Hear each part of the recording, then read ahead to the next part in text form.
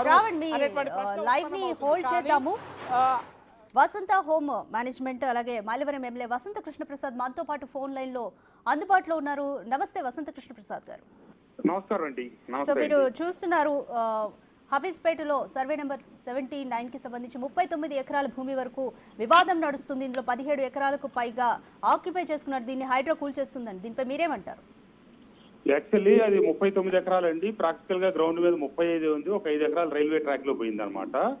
4 ఎకరాలు అదంతా మాకు సంబంధించిన భూమి అండి. మేము 2003వ సంవత్సరంలో ఆ భూములు అగ్రిమెంట్ చేసుకున్నాం. తర్వాత 2005 మార్చి 31వ తారీఖున అంటే మొన్న మార్చి 31కి 20 సంవత్సరాల క్రితం మేము కొన్ని రిజిస్ట్రేషన్ చేసుకున్నామండి. అది 2005వ సంవత్సరంలోనే మేము రిజిస్ట్రేషన్ చేసుకున్నాం.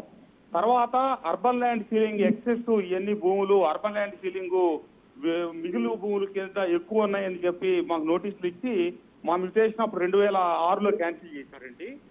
మేము వెంటనే అప్పుడు అర్బన్ ల్యాండ్ సీలింగ్ రెగ్యులరైజేషన్ జరుగుతుంటే గవర్నమెంట్ కి నిబంధనల ప్రకారం ఫీజులు కట్టి 2006లోనే అర్బన్ ల్యాండ్ సీలింగ్ రెగ్యులరైజేషన్ చేస్తున్నాం. 2007 ఆఖరికో 2008 మొదట్లోనో మాకు టోటల్ గా అర్బన్ ల్యాండ్ సీలింగ్ రెగ్యులరైజ్ అయిందండి. మా మీద ఏ రకమైన కేసులు పెండింగ్ లేవు. మమ్మల్ని ఇంతవరకు ఎవరూ చేయలేదు. మేము దాంట్లో ఇళ్లు కట్టాము, అపార్ట్మెంట్స్ కట్టాము. మిగతా భూములు నిర్మాణం చేయడానికి సంబంధించి ఏర్పాట్లు చేసుకుంటా ఉన్నామండి. ఈ మధ్యలో ఏదో చిన్న వివాదం ఉందని ఎవరో కంప్లైంట్ ఇచ్చారని చెప్పి హైడ్రా మాకు ఒక జస్ట్ నోటీస్ ఇచ్చింది. వచ్చి మీకేముంది దీంట్లో మీకు వివరాలు ఇవ్వండి అని. నేనే స్వయంగా కాన్స్టిట్యున్సీ నుంచి హైదరాబాద్ వచ్చి హైడ్రా రంగనాథ్ గారి దగ్గర టైం తీసుకొని మా లాయరు మేమందరం మా సిబ్బంది కలిసి వెళ్ళి వారికి అన్ని వివరాలు ఇచ్చి చెప్పొచ్చాం. చెప్తే వారు ఏమన్నారంటే మేము ఇది పరిశీలిస్తామండి, చేసి మీకు దీంట్లో మాకేమైనా వివరాలు గారు కావాల్సి ఉంటే మీకు పిలుస్తాము అని చెప్పి మాకు చెప్పారు. కానీ ఏమి చెప్పకుండా ఈ రోజు ఉదయం 6 గంటలకు మొదలెట్టి అక్కడ మాకు సంబంధించిన అన్ని కూడా కూలగొట్టారండి. చాలా మేము నోటీసులు ఇవ్వమని అడిగితే ఇప్పుడు మేము వీడియోలు తీసాం. వాళ్ళు కొట్టడానికి ముందు నోటీసులు ఇవ్వండి, నోటీసులు ఇచ్చి కొట్టకుండా ఈ రకమైన దౌర్జన్యం ఏంటంటే ఏమి మాట్లాడకుండా సమాధానం చెప్పకుండా కూలగొట్టి అక్కడ ఒక బోర్డు పెట్టారండి. అది ఎస్ఎల్పీలు పెండింగ్ ఉన్నాయి, కోర్టులో కేసులు పెండింగ్ ఉన్నాయని 7 కేసులు ఉదాహరిస్తే అక్కడ బోర్డు పెట్టారు. ఆ 7 కేసుల్లో మేము పార్టీ కాదు, అసలు 7 కేసులకి ఈ భూమికి మాకు సంబంధమే లేదు. 2023లో రంగారెడ్డి కలెక్టరు ఒక సందర్భంలో ఉదాహరిస్తా ఈ కేసులకి సర్వే నెంబర్ 79 మీద ఏ రకమైన కేసు లేదని ఇచ్చిన అఫీషియల్ లెటర్ మా దగ్గర ఉందండి. ఇప్పుడు 2023వ సంవత్సరంలో అప్పటి కలెక్టర్ ఇచ్చింది. మా మీద ఏ రకమైన కేసు లేదు, మాకు ఏ రకమైన నోటీస్ ఇవ్వలేదు, మాకు ఏ రకమైన వ్యక్తులకి మాకు అక్కడ వివాదం లేదు, గొడవ లేదండి. పీస్ఫుల్ గా లాస్ట్ 22 ఇయర్స్ నుంచి అంతా నా పొజిషన్ లోనే ఉంది. 22 సంవత్సరాల నుంచి మా ఆఫీస్ అదే స్థలంలో ఉందండి. అక్కడి నుంచి నేను కార్యకలాపాలను నిర్వహిస్తాను. దారుణంగా ముఖ్యమంత్రి గారు దేశంలో లేనప్పుడు రేవంత్ రెడ్డి గారు ముఖ్యమంత్రి గారు ఉంటే నేను పొద్దునే ముఖ్యమంత్రి గారు కలిసేవాడిని. ఇప్పుడు కాన్స్టిట్యూన్సీలో నా పనుల్లో నేను ఉంటే ఈ విషయం తెలిసి ఇప్పుడు బయలుదేరాను. రైట్, మరి హైడ్రా క్లెయిమ్ చేసిందండి. అయితే ఈ స్థలానికి సంబంధించి కూడా చాలా కేసెస్ పెండింగ్ లో ఉన్నాయి. పైగా ఇది పైగా వంశస్థుల భూమి అని కూడా పైగా వంశస్థులకి ప్రభుత్వానికి మధ్య వివాదం జరిగింది. ఈ భూములు ఏ రకంగా కూడా గవర్నమెంట్ కి సంబంధం లేదు, ఈ ప్రైవేట్ భూములు అని హైకోర్టు సుప్రీంకోర్టు పలుమార్లు స్పష్టం చేసి మీరు అసలు సుప్రీంకోర్టుని ఈ విషయమై మీరు కలవద్దు అని స్పష్టంగా ఆర్డర్స్ ఇచ్చిందండి సుప్రీంకోర్టు. ఏ రకమైనటువంటి ప్రైవేటు ప్రభుత్వ వివాదం లేదు, ఇవన్నీ ప్రైవేటు భూములని స్పష్టం చేసింది. ఆ మేరకు సుప్రీంకోర్టు గవర్నమెంట్ 5 సందర్భాల్లో సుప్రీంకోర్టులో స్పెషల్ పిటిషన్ చేస్తే 5 డిస్మిస్ చేసిందండి.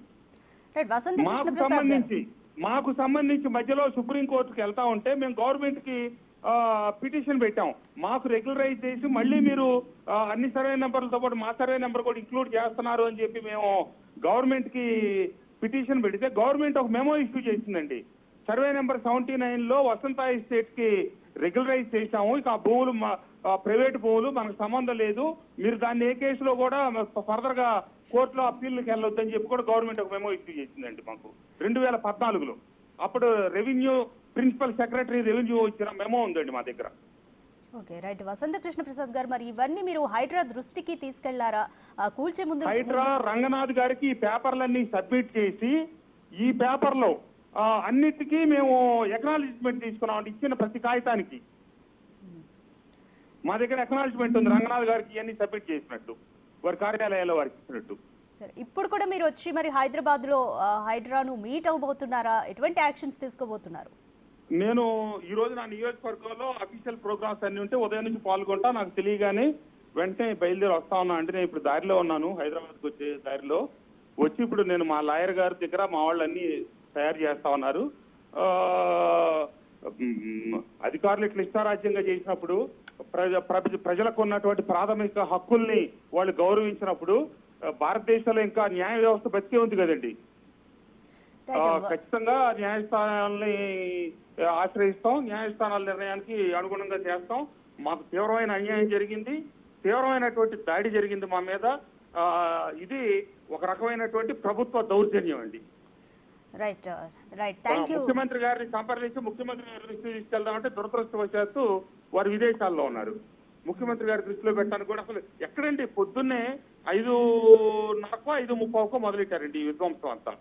మా ఆఫీసులో 20 సంవత్సరాలకు సంబంధించిన మా ఇన్కమ్ ట్యాక్స్ పేపర్లు, అలాగే మా రకరకాల డాక్యుమెంట్లు, పేపర్లు అన్ని బయట తీసుకునే ఇది కూడా ఇవ్వలేదండి.